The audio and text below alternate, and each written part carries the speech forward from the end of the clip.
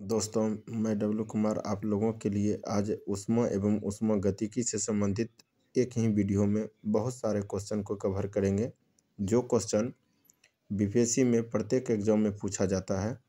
इससे related BPSC से related एवं आपका ग्रुप डी हो गया, इससे संबंधित बहुत सारे क्वेश्चन एग्जाम होगा। उस एग्जाम में यह क्वेश्चन देखने के लिए आपको मिलेगा, जिसमें पहला प्रश्न देखने के लिए मिलता है दोस्तों, हाइड्रोजन से भरे हुए गुब्बारे को पृथ्वी से छोड़ने पर गुब्बारे में क्या परिवर्तन होगा।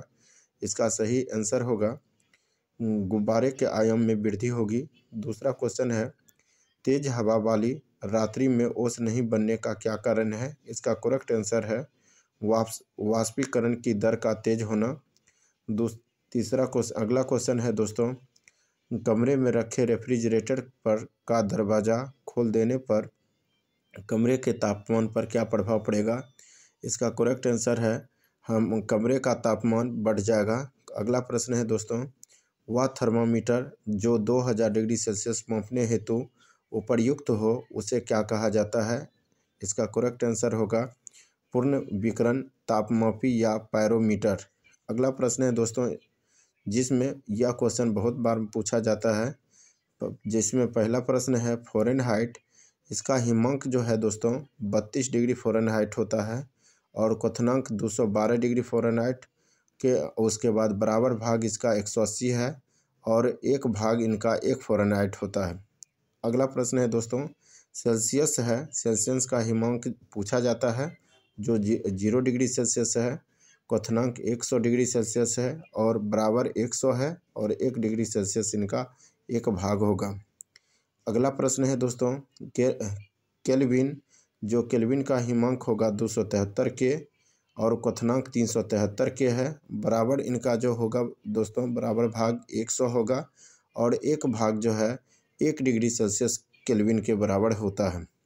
तो दोस्तों अगला प्रश्न है जो देखने के लिए बार बार पूछा जाता है, जिसमें परम शून्य ताप से क्या तात्पर्य है। ये क्वेश्चन बहुत बार पूछा गया, रिपीटेड क्वेश्चन है, जो सिद्धांतिक रूप से इसका करेक्ट आंसर है सिद्धांतिक रूप से न्यूनतम संभव तापमान। अगला प्रश्न है दोस्तों, स्वचालित इंजनों में हिमरोधी के रूप में किस पदार्थ का प्रयोग किया जाता है। आंसर होगा एथिलीन जो कि ग्लाइकोल होता है। अगला प्रश्न है, जब बर्फ़ पिघलती है तब उसके आयतन पर क्या प्रभाव पड़ता है। आंसर होगा आयतन घटता है। अगला प्रश्न है दोस्तों, थर्मोस्टेट यंत्र का संबंध तापक्रम से है, जिसका उपयोग किसी निकाय का दाब और स्व नियंत्रित करना होता है। अगला प्रश्न है दोस्तों, रेफ्रिजरेटर में थर्मोस्टेट का प्रमुख कार्य क्या है। इसका करेक्ट आंसर है एक समान तापमान को बनाए रखना है। अगला प्रश्न है दोस्तों, रेफ्रिजरेटर में खाद्य पदार्थों को ताज़ा रखने हेतु कितना तापमान आवश्यक है। आंसर होगा सही 4 डिग्री सेल्सियस। अगला प्रश्न है दोस्तों, स्वस्थ मनुष्य के शरीर का सामान्य तापमान कितना होता है। आंसर होगा 37 डिग्री सेल्सियस बटे या 310 केल्विन। अगला प्रश्न है दोस्तों, उबलते जल की तुलना में भाप से अधिक हाथ अधिक जलता है, इसका क्या कारण है। आंसर होगा भाप में गुप्त ऊष्मा अधिक होती है। अगला प्रश्न है दोस्तों, पानी में साधारण नमक मिलाने पर पानी का क्वथनांक बिंदु बढ़ जाएगा तथा हिमांक बिंदु घट जाएगा। अगला प्रश्न है, सेंटीग्रेड एवं फ़ारेनहाइट तापक्रम कितने डिग्री पर एक समान रहते हैं। आंसर होगा -40 डिग्री सेल्सियस। अगला प्रश्न है दोस्तों, शीशे की छड़ जब भाप में रखी जाती है तो इसकी लंबाई पर क्या प्रभाव पड़ता है। इसका करेक्ट आंसर होगा लंबाई बढ़ जाती है। अगला प्रश्न है, सर्दियों में लोहे के टुकड़े और लकड़ी के टुकड़े को छूने पर लोहे का टुकड़ा ठंडा क्यों लगता है। आंसर होगा लकड़ी की तुलना में लोहा ऊष्मा का अधिक सुचालक है। अगला प्रश्न है दोस्तों, यदि वायु का तापमान बढ़ता है तो उसकी जलवाष्प ग्रहण करने की क्षमता पर क्या प्रभाव पड़ता है। इसका करेक्ट आंसर होगा बढ़ता है। अगला प्रश्न है, पदार्थ की ऊष्माधारिता किस पर निर्भर करती है? इसका करेक्ट आंसर होगा पदार्थ की विशिष्ट ऊष्मा पर। अगला प्रश्न है बर्फ साफ अगला प्रश्न है दोस्तों, अगला प्रश्न है साफ मेघ राहित रातों की तुलना में मेघाच्छादित रातें अपेक्षाकृत अधिक गर्म होती है क्योंकि बादल पृथ्वी तथा हवा से ऊष्मा के विकिरण को रोकते हैं। अगला प्रश्न है दोस्तों, जो क्वेश्चन बहुत बार देखने के लिए मिलता है आपको, जिसमें पहला प्रश्न है आपका, जब जल को 0 डिग्री सेल्सियस से 10 डिग्री सेल्सियस तक गर्म किया जाता है तब इसके आयतन पर क्या प्रभाव पड़ेगा? इसका करेक्ट आंसर होगा पहले घटता है फिर बढ़ता है। अगला प्रश्न है दाब बढ़ने पर जल के क्वथनांक पर क्या प्रभाव पड़ेगा? आंसर होगा जल का क्वथनांक बढ़ेगा। अगला प्रश्न है गर्मी के दिनों में किस प्रकार के छाते का प्रयोग किया जाता है? आंसर होगा ऊपर सफ़ेद नीचे काला। अगला प्रश्न है रेल की 2 पटरियों जोड़ते समय मध्य में थोड़ी जगह क्यों छोड़ी जाती है? इसका करेक्ट आंसर होगा पटरियों को ऊष्मीय प्रसार के लिए स्थान रखने के लिए। अगला प्रश्न है प्रेशर कुकर के अंदर का उच्चतम तापमान निर्भर करता है किस पर? इसका करेक्ट आंसर होगा ऊपर के छेद के क्षेत्रफल एवं उस पर रखे गए वजन पर। अगला प्रश्न है कमरे में लगा हुआ वातानुकूलर किसे नियंत्रित करता है? इसका करेक्ट आंसर होगा आर्द्रता एवं तापक्रम को। अगला प्रश्न है संवहन द्वारा ऊष्मा का स्थानांतरण हो सकता है। इसका करेक्ट आंसर होगा द्रव एवं गैस में। अगला प्रश्न है चालन के अनुप्रयोग इस प्रकार हैं जिसमें शीत ऋतु में लकड़ी और लोहे का ताप समान होने पर भी लोहे की कुर्सी अधिक ठंडी लगती है। अगला प्रश्न है चीनी मिट्टी के प्याले में चाय पीना धातु के प्याले में चाय पीने से अधिक आसान होता है। लास्ट क्वेश्चन है इसका शुष्क बैटरी में अमोनियम क्लोराइड और जिंक क्लोराइड विद्युत अपघट्यों का प्रयोग होता है। अगला प्रश्न है दोस्तों, अगला प्रश्न है डेजर्ट कूलर द्वारा शीतलन किस सिद्धांत के आधार पर कार्य करता है? इसका करेक्ट आंसर होगा वाष्पन शीतलन के सिद्धांत पर। अगला प्रश्न है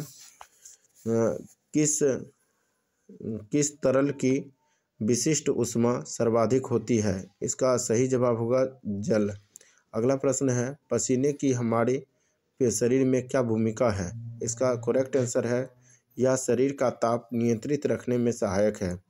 अगला प्रश्न है गर्म मौसम में पंखा चलाने से आराम क्यों महसूस होता है? इसका करेक्ट आंसर होगा हमारा पसीना तेजी से वाष्पीकृत होता है।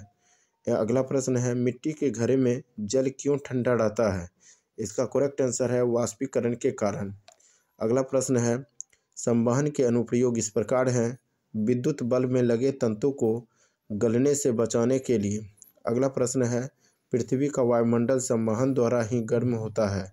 अगला प्रश्न है मोटर कार का रेडिएटर शीतलन तंत्र भी संवहन सिद्धांत पर कार्य करता है। अगला प्रश्न है रेफ्रिजरेटर में फ्रीजर ऊपर की ओर बनाया जाता है। अगला प्रश्न है दोस्तों थर्मस बोतल में पेय पदार्थ को कुछ समय तक उसी ताप पर रखने के लिए उसकी दीवारों पर किस पदार्थ की परत लगाई जाती है? इसका सही जवाब होगा रजत परत। अगला प्रश्न है प्रेशर कुकर में खाना जल्दी क्यों पक जाता है? इसका करेक्ट आंसर है क्योंकि दाब बढ़ने पर पानी का क्वथनांक बढ़ जाता है। अगला प्रश्न है ऊष्मा किसका उदाहरण है? इसका करेक्ट आंसर है ऊर्जा का। सीटी स्कैन करने में कौन सी किरणें प्रयोग की जाती है? इसका करेक्ट आंसर है एक्सरे किरणें। अगला प्रश्न है आदर्श गैस की आंतरिक ऊर्जा किस राशि पर निर्भर करती है? इसका करेक्ट आंसर है केवल ताप पर।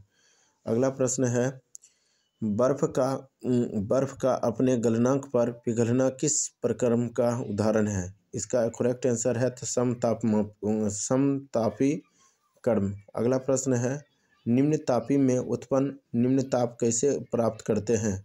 इसका सही करेक्ट आंसर है रुद्रो उष्म परकर्म के द्वारा। अगला प्रश्न है 1 किलो कैलोरी उष्मा कितना जूल कार्य के तुल्य है? इसका करेक्ट आंसर है 4.18 गुना 10⁻³ जूल कार्य के तुल्य। अगला प्रश्न है विकिरण के अनुप्रयोग इस प्रकार हैं। सूर्य की ऊष्मा पृथ्वी तक विकिरण के रूप में पहुंचती है। अगला प्रश्न है पॉलिश किए गए जूते धूप में जल्दी गर्म नहीं होते। अगला प्रश्न है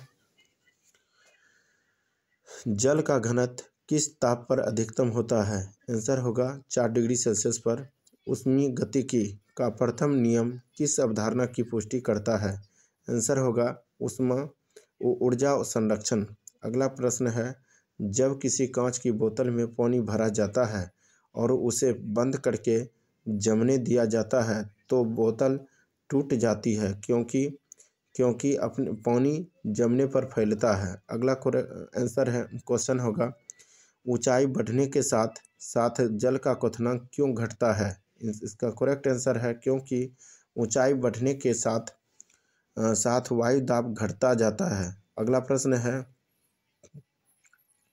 ऊंचे पहाड़ों पर सदैव बर्फ जमा रहती है क्योंकि ऊंचे पहाड़ों पर तापमान प्रायः हिमांक से कम रहता है, अतः वहां वातावरण की जलवाष्प जमकर बर्फ बन जाती है। अगला प्रश्न है दोस्तों ठोस कपूर से वाष्प बनने की प्रक्रिया को क्या कहते हैं?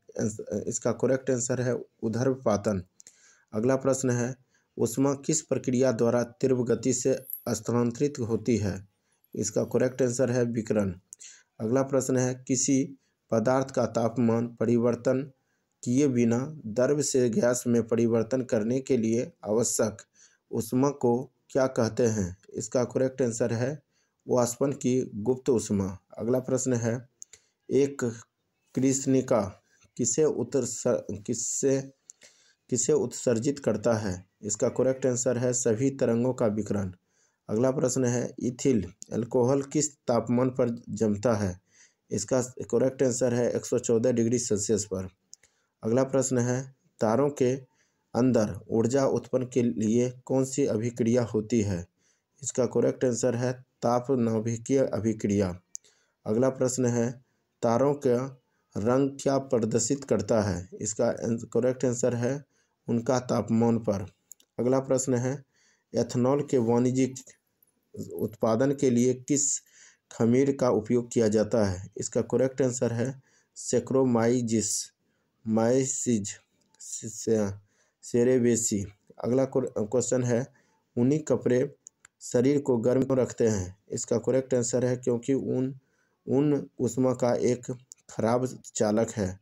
अगला प्रश्न है ऊष्मा की वह मात्रा जो किसी पदार्थ के 1 किलोग्राम द्रव्यमान को उसके क्वथनांक बिंदु पर वाष्पन में परिवर्तित करने के लिए प्रदान की जाती है उसे वाष्पन की गुप्त ऊष्मा कहा जाता है। लास्ट क्वेश्चन है दोस्तों गर्मियों में सफ़ेद कपड़े पहनना अधिक आरामदायक होता है क्योंकि सफ़ेद कपड़े ऊष्मा का अधिकांश भाग परिवर्तित कर देते हैं। तो ये लास्ट क्वेश्चन है। ये क्वेश्चन आपका बीपीएससी लेवल से संबंधित जितना भी एग्ज़ाम है उसमें ये क्वेश्चन देखने के लिए मिलता है दोस्तों। तो इसे ज़्यादा से ज़्यादा शेयर करें। धन्यवाद।